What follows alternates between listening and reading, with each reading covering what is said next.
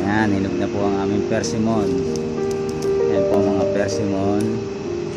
Puro hinog na po. Yan o, daming bunga o. Pilipinas. Napakamahal ito. Kuha lang po ako ng 2 piraso.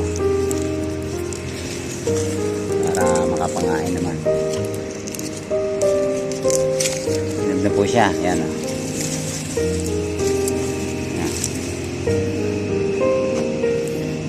Yan. May panghusin na naman ako sa bahay. Persimmon. Oh.